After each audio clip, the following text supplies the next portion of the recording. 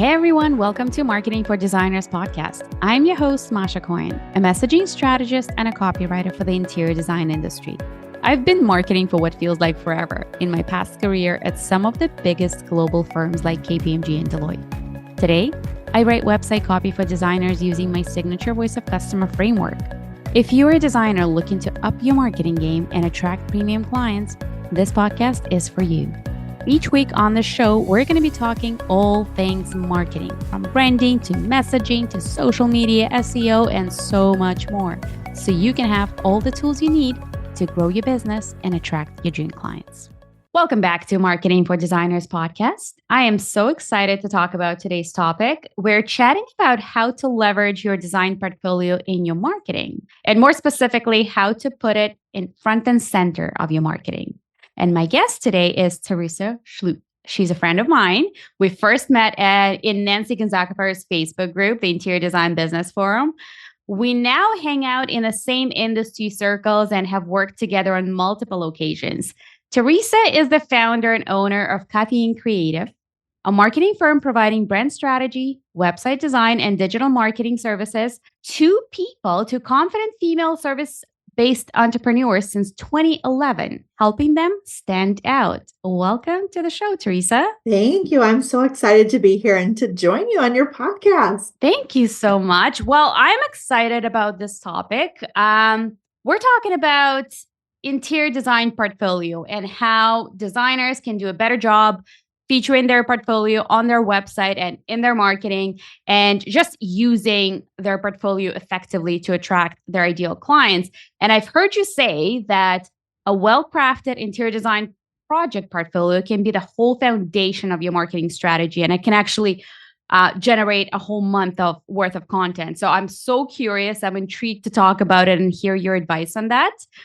So first things first, though, how do most designers display the portfolio? What are we seeing right now? So most portfolios are just a collection of images. Hopefully really good images, not always. Sometimes they go with their iPhone images that are not well polished. But usually it's just a collection of images. And that's been the status quo for years. But we're seeing a shift in the world of marketing where people are wanting to know the stories. They're wanting to know the realness behind what is going on. They don't just want pretty pictures. They want to know how this new beautiful home came to life. And so they want the story, and the power of telling the story of that project. Not only does it make people more intimately connected with your work, but it gives you some powerful SEO strategy to draw traffic to your website.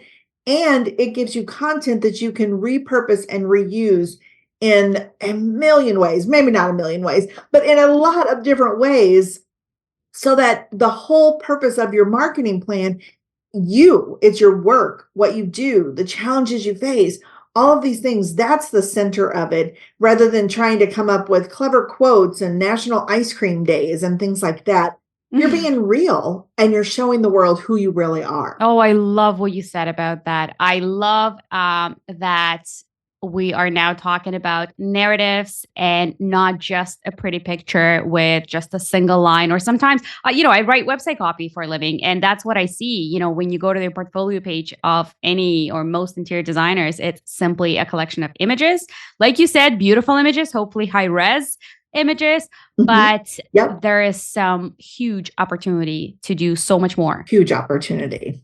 Huge. So why don't we talk about it? What can we do? What can interior designers do? So the first thing I would say is to develop the content, the written content of your portfolio. And for me, I recommend doing this from the very beginning of a project. You want to start capturing the details of the project. What is the client's vision? What are they hoping to create? How do they want to feel in their space? What are the design concepts that you are presenting to those clients? What are some of the unique design elements or challenges that you're going to face? Are there architectural details that you have to maintain? Is there historical factors to deal with? Is there things in a wall that just can't be moved that you have to make, use of? Like, what are those things? And really start documenting these pieces so that when the project is done, you've got all the elements to write a really powerful, compelling story about the project. So coming up with a name that captures the essence of that project and a simple summary. The category is huge, especially if you combine that with the location. So if you say, a contemporary residential renovation in Oyster Bay, New York, now you're capturing some SEO keywords that is going to get the attention of people in Oyster Bay, New York, who are looking to renovate their house and may even be interested in contemporary design. So you're capturing these key details just and organically putting them with the photos itself. And by doing that, you're again bringing people into the story, into the intimate aspect of the project, and you're telling a story in a way that has them start imagining, what if this is my house?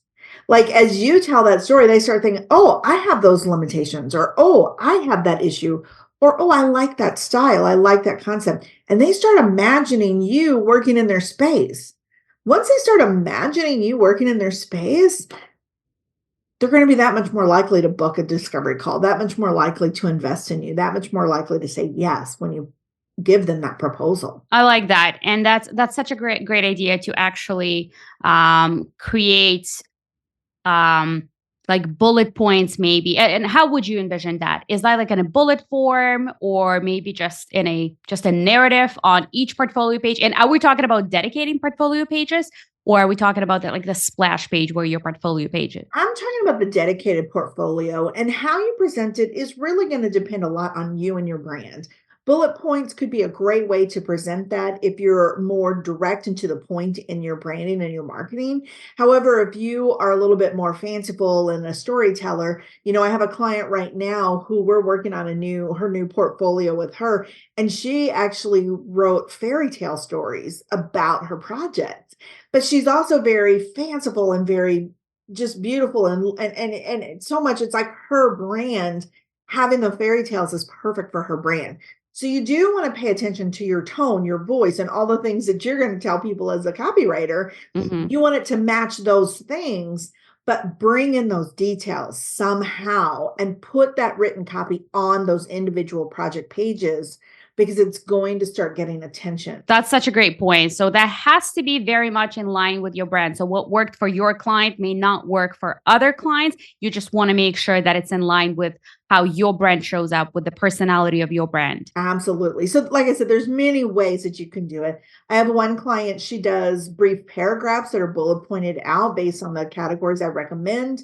Whereas, like I said, the other one created a whole fairy tale around each project. So again, be honest and true to who you are and what your voice is, but gather those details and use them, because once you've created that portfolio, you can expand this into every area of your marketing. I love that. And I can't wait to talk about more into what areas are we talking about. But before we go any further, so you're on your dedicated portfolio page, you have a project in mind, and you've captured all of those details at the beginning of the project. So now you have them and you're not like jogging your memory. Well, what was the problem originally?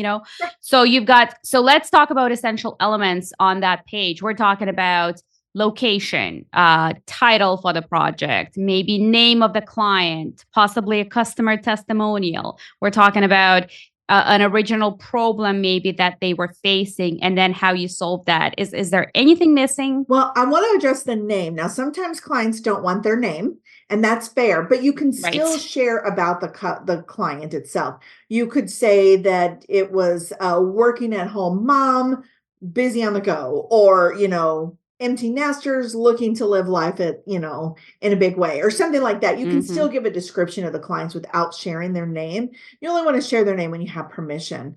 But I would say the project name I want to talk to, don't just say, contemporary design. Give me something that makes me imagine what it is. I have a client who did a tiny little bathroom, and she turned it into a jewel box basically, and it's absolutely stunning and gorgeous, and she calls it the jewel box bathroom or something like that. So give us a name that is creative but also clear at the same time, and a quick little summary, like a one sentence, how we turned the small tiny bathroom into this jewel box, luxury place. And then of course the category could be, the design style. It could be, is it residential, commercial, retail? Those kind of things for category is ideal to share because when people are searching for you, they're going to be looking for residential interior design. If you don't share what that category is, you're missing out on golden keyword opportunities. You're not going to be showing up in the search results if you're not embedding those keywords. Embedding those things in there. Location is key. And again, not the exact address because you don't want to be sharing that information, but like Oyster Bay, or if you have a specific community, a well-known community, down in Florida, there's lots of community areas that are part of a town. You could speak to those communities directly, by stating the community name as part of the location. And that's going to help you pop up in search engine results as well. So those kind of keys specifically. But then again, talking about what was their vision? What did they want to create? What did you recommend? How did you address an issue, challenges? By showing how you address particular challenges, it's going to help show how creative you are and how you can think outside of the box to come up with something that they may feel was an impossible situation. And I mean, there's just so many. I could do a 5-hour podcast. I love that. But what a great topic. And I like the case study format of these portfolio pages, because that clearly illustrates, here's a problem. And like you said in the beginning, when a potential customer or a website visitor visits that particular page, they can envision and kind of think about it. Oh, I have a similar situation, or I live in a similar neighborhood, or I'm facing, a similar project. And, you could potentially sell yourself as that designer who can help treat those problems or address those problems. And here's the beauty of that. You are selling yourself without being tricking, manipulative, salesy, annoying, obnoxious. You're not using any of those techniques that we've all gotten numb to. You're just being yourself and showing up in the world, and you're selling yourself naturally and organically. And that is where you're going to get the real clients that you love to work with, and where you're going to start getting those referrals to continue. Love that. Love that. Well, what a great segue into our next bit. So let's say designers have done that. They're collecting all of this. They're gathering this intel in the beginning of the project. Now they're rewriting these pages, and now they've got these well-formatted, well-articulated narratives about each project. What do we do with that next? Where and how do we use these for our marketing? So the first thing I would do is write a blog post about that portfolio. And the reason behind it is blog post is a great way for fresh content on your website to drive traffic to the website. You're linking to your content, which is going to benefit you as well. And a blog post can be a little bit more personal. It can be a little bit more different approach than that more, formal way of doing your portfolio description. And you can share more details. You could share funny anecdotes about something that happened. You went in and hit a pipe and water exploded and it was a bad day or whatever. Like, you can share a little bit more personal side of who you are from that blog post that allows people to get to know the real you. And that's the beauty of doing it as a blog. And now you have fresh content and another reason to invite people to come to your website to take a look at things. So the blog would be the very first thing that I would do. And remind me, I think I remember what we talked about it a couple of weeks ago, maybe in one of our meetings, that you said your blog is really that foundational piece that you create. And then from there, you can create multiple pieces and multiple types of marketing that all start from that one single blog. Yeah, so once a month. Well, right now I'm doing twice a month because I had an amazing burst of energy earlier this year. But typically I blog once a month, and that blog post is marketing the entire month. I use that blog post for videos that I do with Nancy. I use it for my social media captions. I use it for emails that I send to my subscribers. I use it for everything. So I don't have to try and think from week to week, how am I going to market myself? I take that one blog post, create the content, schedule it, and then I go and enjoy my life. That's what being in business for myself is all about, is having time to enjoy my life and not being tied and married to the business 80 hours a week. Oh, I love that. And all that from a single blog every month that you can create multiple things to actually promote your business. Okay, blog is number one thing. What else can we do? So the next thing is I would go in the different direction and I would create a little bit more detailed, focused case study. And that case study, the value of that is for the more serious clients that you attract, they're going to be more interested in the case study rather than an anecdotal blog. So you've got that to share with them and you can put that on your website as a case study. You can also use that case study and convert that into a presentation that you can use or have in your back pocket when you're invited to networking events. How many times have we been in a BNI group or something like that and we have to share about our work? Well, there you have everything you need to get up and share about your work and get people interested in what you have to do, and you don't have to struggle. You can also take that case study and create printed materials that you take to client meetings where you say, hey, I have this, these projects that I think may appeal to you based on what we talked about in our discovery call. So you could have a few case studies available and take the one that resonates with the client that you're meeting with so that you're getting them even more intrigued in the work that you have to do. And all of that, again, you take the details of the initial portfolio and you just present it in a different way and share it with the people that are interested in your work. What a great idea. Case studies, I feel like it's such an untapped potential, especially in the interior design industry. I can see how they're becoming more and more popular, but they are more popular in other industries and not interior design. But there's so much you can do with these case studies. They're amazing because they showcase the types of problems that people have, similar to the problems that your clients are facing, and how you can solve them, how you can be the answer to these problems. So I'm all for case studies. I wish more people would be were doing case studies. I tell you what, I only have a few case studies in my own pocket, but I have utilized them multiple times and they have helped me get clients that I was really interested in working with because they wanted to see a little bit more professional aspect versus the friendly chit chat that is typical in my brand. And so those case studies are so powerful. And again, if I were to be invited to do a presentation, here you go. I have something that if I wanted to print, I could print it. I have I could easily convert it to a PowerPoint. I could just have my notes and talk about it. I mean, it's so powerful what you can use with those case studies and what you can do. Yeah, they definitely serve a multi-purpose. I've actually had one marketing expert who pitched her talk on my podcast and she presented me with a case study. And I'm like, well, that's amazing because I can totally see you're not just talking about how you can help interior designers, how, what you do and how you work. You're actually showing me how you've done that with real clients. Yeah. Absolutely. And you can do the same thing with your clients being an interior designer. I've seen a couple of times I've seen case studies used in those sales presentations when they're presenting you with like this beautiful package that shows, here are similar projects that we worked on. Because how amazing would that be to a homeowner potentially wanting to invest in interior design when you showcase similar projects and what you've done on those projects. Yeah. Yeah. I love that. Yeah. Okay, cool. So we've got blogs, we've got case studies. What else? How else can we put portfolio front and center in our marketing? So every aspect, every element of that portfolio is a potential social media caption and post. So you could talk about how you came up with the project title, what inspired that project title, and just have a quick little conversation about what inspired it. You could talk about how much you love doing contemporary residential projects, or whatever the case is, and do that and turn that into it and say, I love doing contemporary residential, such as this particular project that I completed. Click here to take a look at my portfolio, but you can tell a little bit. Every single element becomes a potential social media post.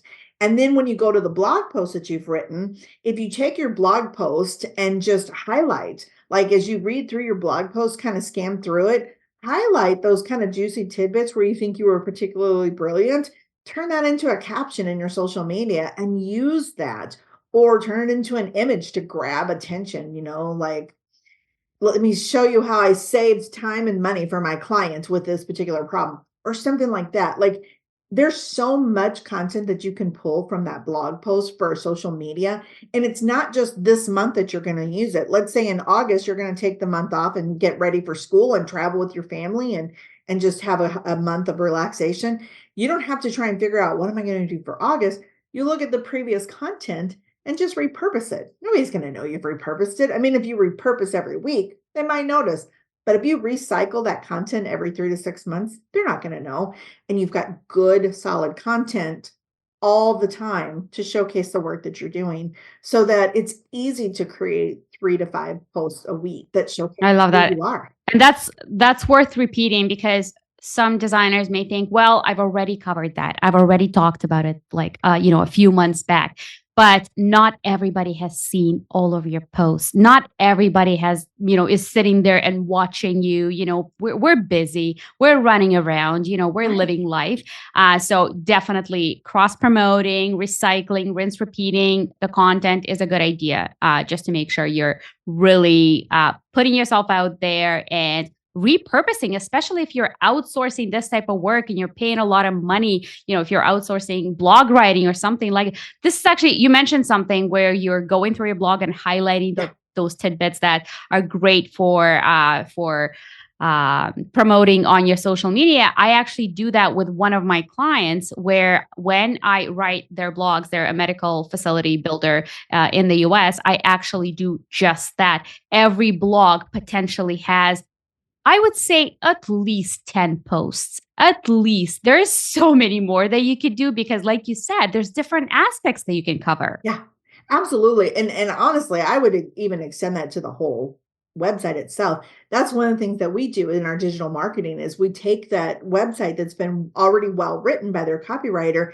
and we go through and we pull out captions to start driving traffic back to their website based on the content that's already written in their website. So if you can do that, I mean, like your blogs, like it's unlimited to potential that you can use over and over and over again to showcase your work. And speaking to the point of like, you think, well, I've already covered that. I can't repeat. Yes, you can. If I'm looking for some fun, funky, industrial, eclectic design, I wasn't looking 6 months ago when you showcased your project. I'm looking today. That's right. I'm not going to be able to find that stuff as easily, especially if I'm looking in social media for inspiration, which is where a lot of people go. So what you posted 6 months ago is buried and I'm not going to see it. And long forgotten, It's probably. buried and long forgotten. So by resharing that, you just put yourself in front of somebody new who's looking for exactly what you have to offer. But you know what? Not even just new people, because I'm just thinking something has to be said about the fact that if you want something remembered or something or an idea or something associated with you, with your brand, you have to say it a number of times. There's probably a great stat out there that you have to say it probably like 7 to 10 times in order for people to start saying, oh, yeah, that's her brand. That's what she stands for. That's what she's good at, because I've heard her say that across different platforms at different times. And it starts solidifying your message of who you are, and people start remembering exactly who you are because you've repeated yourself. There is a value in that redundancy. We live in a very fast-paced world, and most of what we take in comes in one ear and right out the other, and we don't remember it because our brains can only hold so much. So by repeating yourself, by bringing up those favorite projects that you loved, especially the ones that were your dream project, you loved that. You want more of those projects. Repurposing that content every couple months, reusing it. You can switch up the captions a little bit if you want to feel more original, but reusing that all the time is continually telling everybody, this is what I love to do and what I want to do more of. And the people looking for that are going to start seeing it because you're always showing up in that way. Love it. Love it. Okay. So we've got blogs, we've got case studies, we've got multiple social media posts just from a single project. What else? Email your subscribers. I love to send emails to my subscribers, and I treat my emails like a personal letter to a dear friend. Literally, when I write my emails, I am writing to a dear friend because I love the people on my list. Some of them have been with me for years, and I love connecting with them. And so I write emails to my subscribers. And again, every aspect of that project can be broken down. You can send them to the blog. You can send them to the portfolio. You can talk about that funny anecdote. You can talk about this challenge that you came up with, this brilliant creative idea in. And that's 4 emails right there by just breaking it down into that. And at least 2 of them are driving them specifically saying, hey, come and visit my website, which is what you want to do. And none of it is being salesy, but all of it is showcasing who you are, what you do, and you're drawing attention. And the people on your email list, that's your warm audience. They're there and opening your emails because they already love you. Amen to that. Email. We should be doing, yeah, we just started doing emails like literally this January. So I wish I started so much earlier because like you said, it's the people that are there for a reason to literally to the people that want to hear from you. You're not selling to them. They opted in. They opted in, and we're reaching them much more than we realize. It's always surprising to me how somebody all of a sudden will reply and they're interested in a service that I offer, or they're wanting to connect, and they have been following me for 2 to 3, even 4 years because they've been on my email list. They've hung on every word. So we're reaching these people, even when we don't know what it is. We don't realize we are. We are still reaching those people and we're speaking to them, and they've stayed on our list because they already love who we are. That's the easiest place to get sales for tomorrow is your email list because they already love you. And with emails, it is a long-term game. Like you said, you've got people on your list that have been there for 4 years, and maybe this is the first time that they're reaching out. But in all of those 4 years, if you haven't heard from them, that does not mean that they weren't paying attention. They were learning about you. You were sharing things about you, about your brand, about how you work, those little anecdotes, those, the various projects that you worked on. All this time, for the last few years, they were there observing and getting to know you. And maybe now they're ready to reach out. Yeah, absolutely. I have a funny little story if you don't mind sharing. Of It was, course. I did a consult last fall with a lady who had been following me for 4 years. And when I hopped onto the Zoom call with her, she actually got a little bit emotional because she didn't expect it to be me. Like she was kind of fangirling on me because she had followed me for so long and was so excited and couldn't believe she had the opportunity to meet me. And I'm just like, I'm just me. Like, you could see me anywhere and just pop up and come and say hi. And I would just talk to you. Like, I don't think anything of it, but it just shows the power that we have with the people on our email list. And it just what an impact it is. And yes, it is a long game, but I look at that as a blessing because you know what? I know in 2 to 3 years when they're ready, I have clients. I still have new clients coming to me a couple years down the line. Maybe they're not ready to pull the trigger today, but they will in the future. And thank goodness for that. We want that. We want to have people waiting to work with us. Exactly. And imagine the quality of the lead, the quality of that type of client that was there on the sidelines, just kind of watching and listening. My best client. Right? Yeah. Always my best clients. And once they do start working with me, they're with me forever. And I love it. And they become friends. They become, somebody very close to me, and I love it. That's so funny. I had a similar story, but with my Instagram, and that story is actually specifically for that point that when we think that people are not paying attention because they're not liking or they're not engaging with your post, that does not mean that they don't see your post. Because I think it was probably a year and a half ago when I got on a discovery call with a prospect, and I knew she came from my Instagram.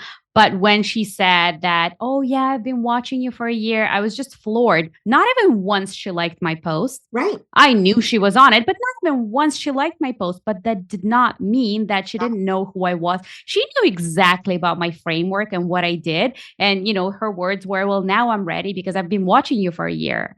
How amazing is that? It's so incredible. It's so amazing. And that goes back to everything that I've been sharing here. When we're sharing genuinely, organically who we are and the work that we do, those followers are going to come and they're going to start, filing in and filling our pipeline, not only today, but in the future. And it does work. You may not see the stats and the analytics and all of that. And that's a whole nother topic because I'm not a fan of analytics. It is I know you're not. And I feel like I am now Camp Teresa on that. I swear. I'm like switching sides now. It's funny. I always chuckle when people say, so what are your analytics saying? I'm like, I have no idea. I don't even know. But I know. Yet here you are, making connections, closing the deals, It's just vanity metrics sometimes. Yeah, living the dream, and I don't pay attention to the metrics, but the potential is there, and there's just so much. I mean, like what we've shared here, that's kind of, I have an upcoming blog post I've been working on in a course, a free course in our free course library that I'm putting together to help with this. But there's so much potential there. And that's not even the end of the potential. If you do videos, you could do a video to talk about the project or talk about design challenge of the week or something like that. You could create short little reels if reels are your thing, or YouTube shorts. I mean, there's so much you could do. It's the only limitation is your imagination and how you can repurpose that content, all starting from one really well designed written portfolio. Such great advice. Think about it. We're talking about what we discussed today. We're literally talking about if you did just one really good, really well articulated project page from that one single project, you can do a blog, a case study, social media posts, emails, videos, reels, YouTube shorts, all of that. But imagine if you treated all of your project pages like that. Imagine if you had, I don't know, 4, 5, 6 strong ones.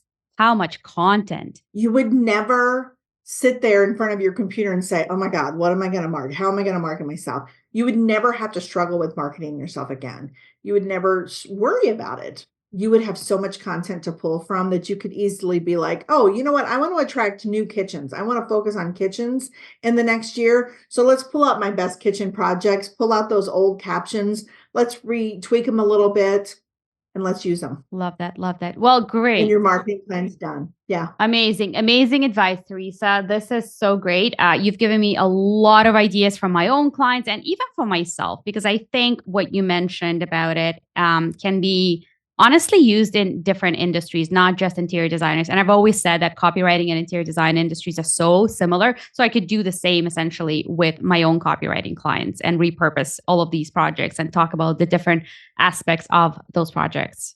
Love it. Absolutely. Absolutely. Well, that's great. So let me ask you this, which is what I usually ask my guests. What's the one thing or practice you've implemented in your business or in your life that has been completely game changing? So I love this question, and I was reminded of it this week, but I would say boundaries. Boundaries is such a huge one in life, in business, no matter what it is, creating boundaries. And just recently, I was kind of letting people put that toe across the line of boundaries. And I'll be honest with you, as they kept pushing on the boundaries, I was more exhausted, feeling overwhelmed, having bad days, struggling. And as soon as I said, no, this is my boundary line. Here's what I can do for you. And not get angry, not get upset. People push boundaries and they're not trying to be obnoxious. It's just in our nature to try and see what we can get sometimes. And when I said, hey, I can't do that, but here's what I can give for you, it always worked out in the benefit. And I had a lot less overwhelm, and I had a much better relationship with the people who were pushing those boundaries. So, because at the end of the day, we want to work with people that respect those boundaries, that have similar maybe boundaries. Absolutely. And you're going to come across some people, especially if you're new in business, you're going to come across people who are going to try and push every boundary to try and get, squeeze everything they can out of you. And the stronger you are with those boundaries, the less of those people that come to you. And eventually they just kind of drop off your radar and they go find somebody else to be annoying to.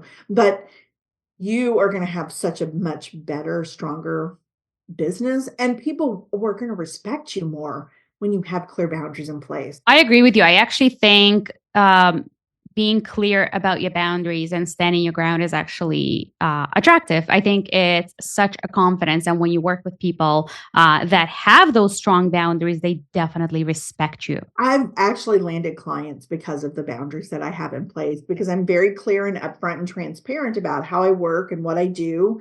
And, if they ask for something I don't do, I will be clear, like, hey, that's not my jam, but here's what we can do differently, or here's somebody you can reach out to, or here's why I don't recommend it.